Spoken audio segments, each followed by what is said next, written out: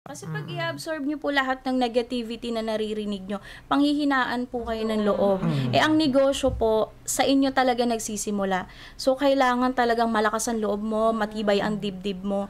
Kasi hindi lang pagod physical, kung hindi emotional din po talaga ang pagdadaanan nyo bago magtagumpay sa negosyo. Kailangan ipanalangin po talaga muna kung anong negosyo or kung para sa'yo ba yung iniisip mo. Kasi maraming ideas na nandyan na talaga at maraming pwedeng gawing negosyo.